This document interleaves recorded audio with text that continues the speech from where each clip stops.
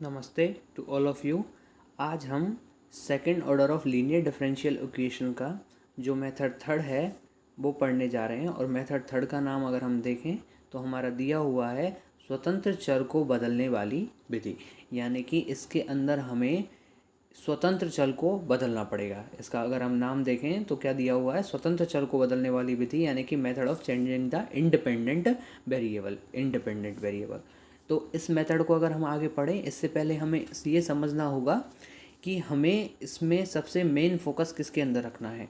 Main focus अगर हमारा देखेंगे तो हमारा होगा इंडिपेंडेंट वेरिएबल पर। इंडिपेंडेंट वेरिएबल होगा हमारी दी हुई इक्वेशन यानी कि स्टैंडर्ड फॉर्म अगर हम देखें second order of linear differential equation की, तो क्या होगी, d2y/dx2 plus p/dy/dx plus qy=r। ये हमारी second order of linear differential equation की क्या है, स्टैंडर्ड फॉर्म है। ठीक है, इसके अंदर हमें यहाँ पे चेंज करना पड़ेगा इंडिपेंडेंट वेरिएबल को। यहाँ पे हमें चेंज करना पड़ेगा इंडिपेंडेंट वेरिएबल को, यानी कि जो स्वतंत्र चर हमारा होगा उसे हमें यहाँ पे क्या करना पड़ेगा, चेंज करना पड़ेगा। तो चेंज करने से पहले हमें ये समझना होगा कि यहाँ पे हमारे कितने वेरिएबल्स दिए हुए होते हैं second order of linear differential equation के अंदर, और हम उन्हें आपस में कैसे चेंज कर सकते हैं। ठीक है, तो यहाँ पे देखें तो हमें पता है कि second order of linear differential equation के अंदर डेरिवेटिव्स होते हैं। और डेरिवेटिव्स होंगे हमारे dy/dx और d2y/dx2 टाइप के। हाईएस्ट d2y/dx2 ही टाइप के होंगे, क्योंकि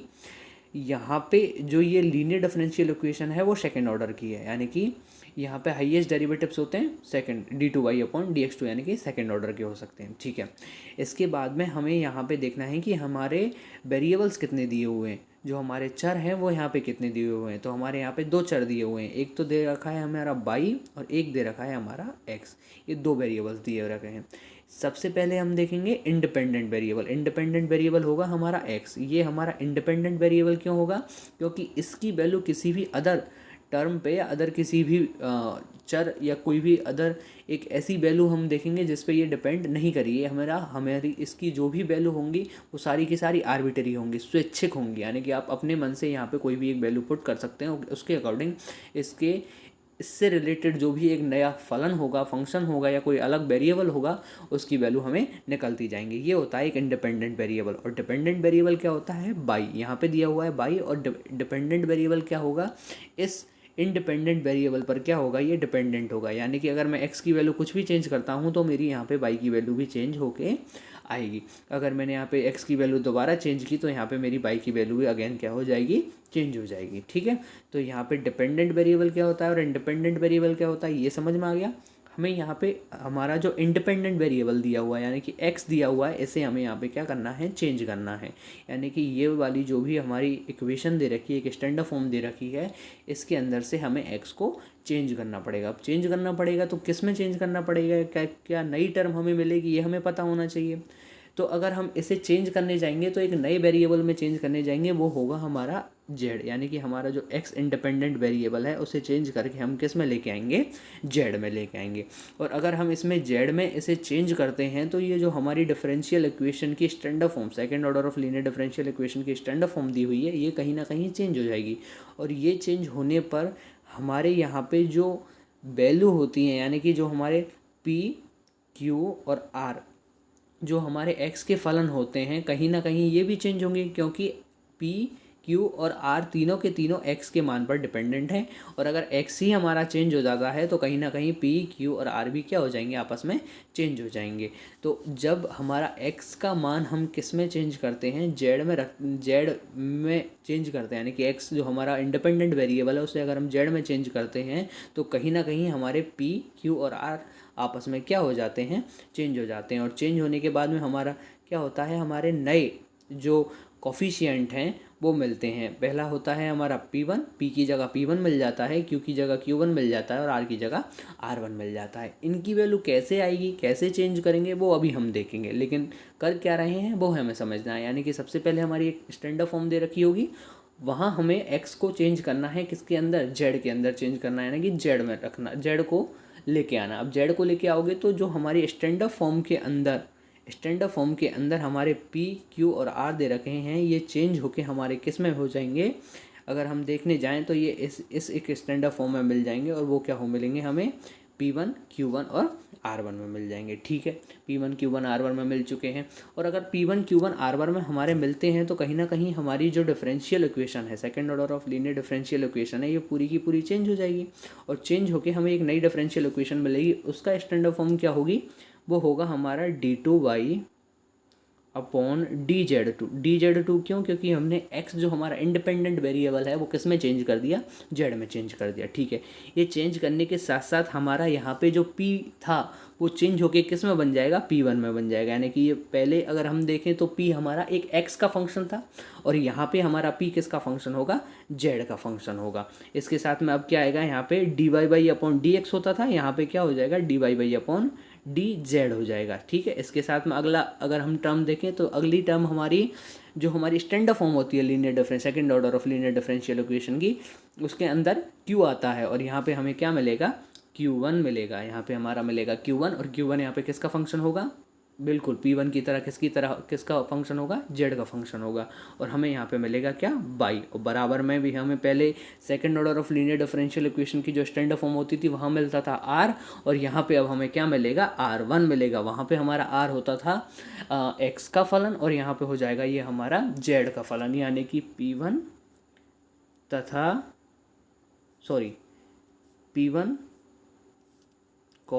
Q1 तथा R तीनों के तीनों किसके फलन होंगे? ये R1, ये तीनों के तीनों हमारे यहाँ पे होंगे Z के फलन। यहाँ पे ये क्या होंगे? Z के फलन होंगे। और जो हमारा एक second order of linear differential equation की स्टैंडर्ड फॉर्म दे रखी होती है, second order of linear differential equation की जो स्टैंडर्ड फॉर्म है, ये हमारा इंडिपेंडेंट वेरिएबल चेंज करने के बाद में हमारी क्या मिल जाती है? इस टाइप की एक इक्वेशन मिल जाती है।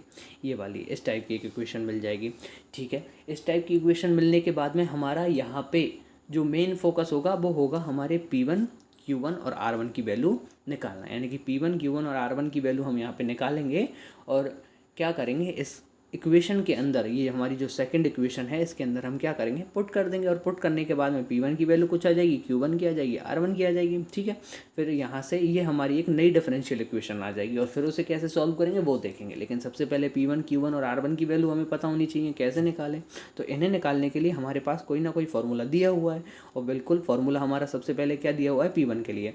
और अगर P1 को आप निकालने जाओ तो P1 के लिए फॉर्मूला होता है हमारा P1 बराबर d2z/dx2 प्लस dz/dx। ये हमारा क्या होता है? P1 निकालने के लिए फॉर्मूला होता है। और अपॉन में आता है इसके dz/dx का होल स्क्वायर।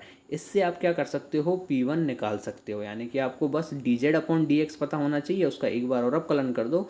इन दोनों का, ये दोनों वैल्यू हमारी इसके अंदर पुट करने पर हमें क्या मिल जाता है? P1 मिल जाता है। P हमें पहले से ही पता होता है, P1 यहाँ से मिल जाएगा। सेम टू सेम अगर Q1 निकालने जाओ तो हमें Q पता होना चाहिए, जो हमारी second order of linear differential equation की स्टैंडर्ड फॉर्म से हमें पता होता है। बस हमें dz/dx की वैल्यू पता होनी चाहिए। उसके बाद में उसका स्क्वायर करके Q से क्या कर देंगे? डिवाइड कर देंगे। और Q से डिवाइड करने पर हमें क्या मिल जाता है? Q1 मिल जाता है। यानी कि P1 हमें मिल चुका है, Q1 हमें मिल चुका है। और अगर हम R देखने जाएँ तो R1 अगर हम देखने जाएँ तो हम R की मदद से कैसे निकालेंगे? R1 बराबर R/dz/dx का होल स्क्वायर। ये वैल्यू होती है हमारी किसकी? R1 की वैल्यू होती है। तो R1 की वैल्यू भी मिल चुकी है। अर्थात अगर हम यहाँ से देखें तो हमारे तीनों जो नए इंडिपेंडेंट वेरिएबल के जो फलन होंगे वो हमारे यहाँ पे क्या मिल चुके हैं? यानी कि P1 मिल चुका है हमारा, और Q1 मिल चुका है, और R1 मिल चुका है। ये तीनों हमारे नए फलन मिल चुके हैं। ठीक है, ये नए फलन मिलने के बाद में अब जो हमारा एक नया रैखिक अवकल समीकरण होगा वो किस टाइप का होगा? इस टाइप का होगा। देखो d2y/dz2 प्लस P1 की वैल्यू आप पुट कर दो और उसके बाद में क्या करोगे? सेम टू सेम dy/dz आ जाएगा जो आया करता था। उसके बाद में यहाँ पे Q1 की वैल्यू है, ये हमारी P1 की वैल्यू है, और ये हमारी R1 की वैल्यू है। ये रख दी। इसे रखने के बाद में ये हमारी क्या मिल जाती है? एक नई second order of linear differential equation मिल जाती है, जिसके अंदर हमारा जो इंडिपेंडेंट वेरिएबल है वो चेंज होकर x से z में हो गया। अब हमने x से z में से चेंज तो कर दिया, लेकिन इससे फ़ायदा क्या हुआ? यानी कि हमारी जो इक्वेशन है इसे सॉल्व करने में हमें क्या मदद मिली? तो ये हमें पता होना चाहिए। तो ये मदद अगर हमारा z कर सकता है कहीं ना कहीं तो ही हमने इसका यूज़ किया है, वरना हम इसका यूज़ ही नहीं करते, क्योंकि ये इक्वेशन भी सेम टू सेम पहली वाली इक्वेशन से ज़्यादा अलग है नहीं। लेकिन यहाँ पे हम क्या कर सकते हैं? हमारा जो मेन फोकस होगा वो होगा हमारा dy/dz के d y by upon d z के गुणांक को क्या बनाना, शून्य बनाना, और ये हमें बनाना ही पड़ेगा, यानी कि जीरो बनाना पड़ेगा। क्यों? अगर हम यहाँ से d y by upon d z का गुणांक यानी कि ये वाली जो टर्म है, अगर इसे हम क्या बना देते हैं, ज़ीरो बना देते हैं, तो ये पूरी टर्म यहाँ से ख़त्म हो जाएगी। ये पूरी टर्म अगर यहाँ से ख़त्म हो जाती है तो जो मेरी नई इक्वेशन मिलेगी, आप एक बार देखोगे तो किस टाइप में मिलेगी। देखो, अगर यहाँ से मेरी अगर यहाँ से मेरी एक नई इक्वेशन आप चेक करोगे तो किस टाइप में मिलेगी, वो होगी d2y upon d z two plus P1 d y by upon d z ख़त्म हो चुका है, क्योंकि हमने d z upon d y by upon d z का गुणांक हमने क्या ले लिया, जीरो ले लिया। उससे ही हमारा ये सेकंड टर्म ख़त्म हो चुकी है यहाँ से। तो अगली टर्म क्या मिलेगी, Q1y बराबर में R1, ये मिलेगा, ये मिलेगा। अगर अब आप यहाँ पे गौर से देखने जाओ तो ये कहीं ना कहीं मेरी एक कांस्टेंट कोफिशिएंट वाली लीनियर डिफरेंशियल इक्वेशन बन रही है, या कांस्टेंट कोफिशिएंट वाली इक्वेशन बन रही है। क्योंकि हमें पता होता है स्टैंडर्ड फॉर्म के अंदर जो second order of linear differential equation होती है, उसके अंदर हमेशा ये गुणांक कितना होता है, 1 होता है। और अगर ये गुणांक 1 होता है तो कहीं ना कहीं हम इसे किस में चेंज कर सकते हैं, डी में चेंज कर सकते हैं। और यहाँ पे जो ये मेरा डी होगा वो किसके बराबर होगा, डी अपॉन डी जेड के बराबर होगा, ठीक है। इसमें चेंज करके और फिर हम इसे क्या, कांस्टेंट कोफिशिएंट वाली डिफरेंशियल इक्वेशन से हम क्या कर सकते हैं, इसे सॉल्व कर सकते हैं। Constant coefficient of differential equation वाले मेथड से हम इसे आगे क्या कर सकते हैं, सॉल्व कर सकते हैं। तो ये हमारा पूरा का पूरा क्या हुआ, एक वर्किंग मेथड हुआ किसे, second order of linear differential equation को सॉल्व करने का, ठीक है ना। यहाँ से हम क्या करेंगे, फिर इसे अब यहाँ से ख़त्म करके और फिर हम इसे सॉल्व कर लेंगे। लेकिन साथ साथ में अब हमें क्या करना पड़ेगा, ये D by by upon d z का गुणांक जीरो बनाने के लिए कुछ ना कुछ एक नया स्टेप हमें लेके आना पड़ेगा, जिससे हमेशा ये गुणांक है हमें कितना मिले, जीरो मिले। तो हमेशा अब हमें क्या करना पड़ेगा, D z upon d x का होल स्क्वायर बराबर मॉड ऑफ क्यू मान के ही चलना पड़ेगा, हमेशा चुन के चलेंगे। इससे क्या होगा कि हमारा जो P1 बराबर क्या मिल जाएगा, हमें जीरो प्राप्त हो जाएगा। P1 बराबर जीरो अगर हमारा मिल जाता है तो अपने आप हमें पता लग रहा है यहाँ से ये d y by upon d z का ये जो गुणांक है वो क्या हो जाएगा, जीरो हो जाएगा, यानी कि यहाँ से कैंसिल आउट हो जाएगा। और यहाँ से जब ये जीरो हो जाएगा तो जीरो होने से हमारी d two by upon d z two plus q upon d z upon d x by बराबर में r upon d z upon d x का होल स्क्वायर वाली एक पूरी की पूरी इक्वेशन मिल जाएगी। और इसे हम आगे क्या कर लेंगे, constant coefficient of linear differential equation वाले मेथड से सॉल्व कर लेंगे। तो ये हमारा पूरा का पूरा एक वर्किंग मेथड हुआ किसे, second order of linear differential equation को सॉल्व करने का, और किसकी मदद से, स्वतंत्र चर को बदलने वाली विधि से, ठीक है ना। तो अब यहाँ पे हमें दोबारा एक बार चेक कर लेते हैं पूरा का पूरा वर्किंग मेथड ओवरऑल कि क्या क्या करना है। कि सबसे पहले हमारी एक स्टैंडर्ड फॉर्म दे रखी होगी, सबसे पहले हमारी क्या दे रखी होगी, एक स्टैंडर्ड फॉर्म दे रखी होगी d two by upon d x two plus में p d y by upon d x plus में क्यू वाई बराबर में आर, एक स्टैंडर्ड फॉर्म दे रखी होगी। इसके अंदर सबसे पहले हमें इस एक्स को हटा के क्या करना पड़ेगा, एक नए वेरिएबल में चेंज करना पड़ेगा। और नए वेरिएबल में चेंज करने पर हमारी जो अब इक्वेशन है वो क्या मिलेगी, d two by upon d z two plus P1 d y by upon d x plus Q1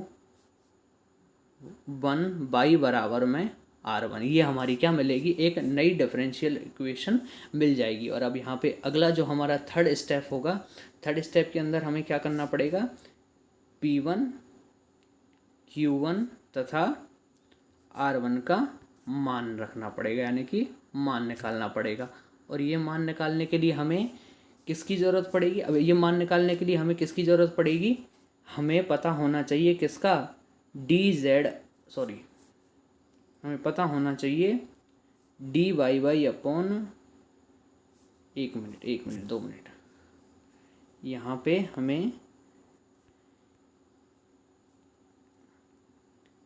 हमें d y by upon d z, यहाँ पे हमें d y by upon d z का क्या करना पड़ेगा, शून्य बनाना पड़ेगा, यानी कि जीरो बनाना पड़ेगा। तो इसके लिए हमें हमेशा लेके चलना पड़ेगा D z upon d x का होल स्क्वायर बराबर मॉड ऑफ क्यू, ये लेके चलना पड़ेगा हमें। यानी कि जो हमारा अब जो थर्ड स्टेप है वो थर्ड स्टेप हमारा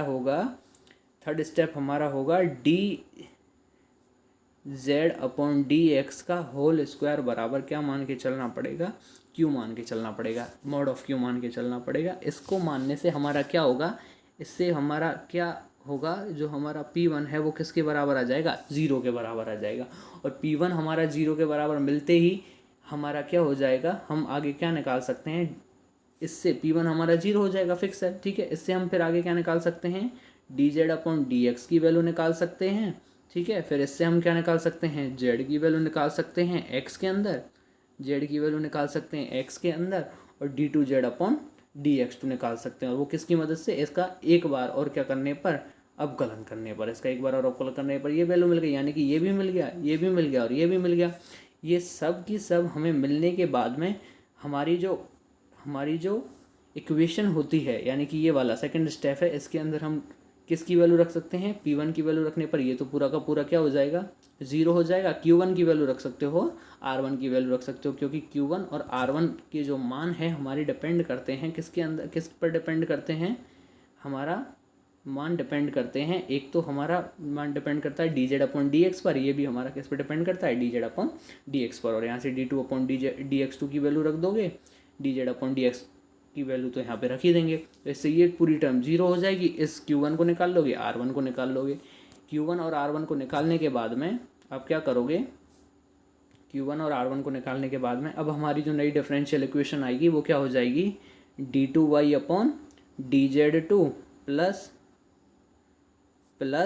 Q1y बराबर में R1। और यहाँ पे अब आप Q1 और R1 की वैल्यू निकाल चुके हो D z upon d x की मदद से, जो हमने किया था ना, P1 बराबर 0 लेके आके, तो वहाँ से रख सकते हो। तो अब ये जो हमारी इक्वेशन है वो एक कांस्टेंट कोफिशिएंट वाली हो जाएगी। क्या हो जाएगी, कांस्टेंट कोफिशिएंट वाली डिफरेंशियल इक्वेशन हो जाएगी, ठीक है। ये क्या हो जाएगी, हमारी कांस्टेंट कोफिशिएंट वाली डिफरेंशियल इक्वेशन हो जाएगी, ठीक है। कांस्टेंट कोफिशिएंट वाली अगर डिफरेंशियल इक्वेशन होती है तो इसे सॉल्व करने का आगे नेक्स्ट तरीका क्या होता है हमें पता है, और ये हमारा हो जाएगा शायद 5th स्टेप हो जाएगा। तो इसे सॉल्व करने का तरीका सबको पता है, क्या करेंगे, डी अपॉन डी जेड को किस में चेंज कर दोगे आप, कैपिटल डी में चेंज कर दोगे, जिससे हमें क्या मिलेगा, डी स्क्वायर प्लस Q1y बराबर में R1। और इसे हम आगे सॉल्व कर सकते हैं, नहीं कर सकते, इसे हमें सॉल्व करना आता है। और इसे सॉल्व करके हम क्या करेंगे, हमारा यहाँ पे सॉल्यूशन निकाल लोगे। और अब जो सॉल्यूशन आएगा वो कहीं ना कहीं मेरा सॉल्यूशन आएगा y बराबर f ऑफ z करके आएगा, ठीक है। ये हमारा सॉल्यूशन आएगा, लेकिन ये सॉल्यूशन है नहीं, प्रॉपर सॉल्यूशन नहीं है। प्रॉपर सॉल्यूशन हमारा आना चाहिए y बराबर x में, f ऑफ x में, या f ऑफ की जगह आप यहाँ पे क्या ले सकते हो, q ले सकते हो, क्योंकि यहाँ पे हमें कोई अलग फंक्शन मान के चलाना पड़ेगा। यानी कि y बराबर q ही ना लो, क्योंकि q हम लेके चल चुके हैं। तो ऐसे करो, यहाँ पे हम ले लेते हैं u, ठीक है। y बराबर u ऑफ x आना चाहिए, या t ऑफ x आना चाहिए, t ऑफ कर लेते हैं, चलो यहाँ पे क्या आना चाहिए, t ऑफ x आना चाहिए। तो अगला इसके बाद में क्या करना पड़ेगा, हमें y बराबर z को किस में चेंज करना पड़ेगा, x में चेंज करना पड़ेगा, ठीक है ना। यहाँ पे y बराबर t ऑफ x आएगा, और क्या करेंगे, इसे लाने के लिए z को किस में चेंज कर देंगे, x में चेंज कर देंगे। और किसकी मदद से, जो अभी हमने d z upon d x निकाला था ना, इसकी मदद से आप क्या कर सकते हो, जेड को कहीं ना कहीं एक्स के फंक्शन के रूप में निकाल सकते हो, ठीक है। तो इससे हमारा ये हो जाएगा। अब कहीं ना कहीं हमारा एक वर्किंग मेथड है वो हमारा एक बन के तैयार हो जाता है। और अगर मेथड हमारा बन के तैयार हो जाता है तो उसके बाद में एक एग्जाम्पल की मदद से हम इस मेथड को क्या करेंगे, एक प्रॉपर तरीके से हम इसे आगे सॉल्व कर लेंगे, ठीक है ना। एक एग्जाम्पल की मदद से इस पूरे वर्किंग मेथड को समझ भी लेंगे, एक क्वेश्चन सॉल्व भी कर लेंगे, ठीक है। जितना अभी हमने यहाँ पे समझा है वो काफ़ी है, और उसके बाद में एक एग्जाम्पल देखेंगे जिससे हमारा क्या होगा और भी क्लियर ये हो जाएगा, ठीक है।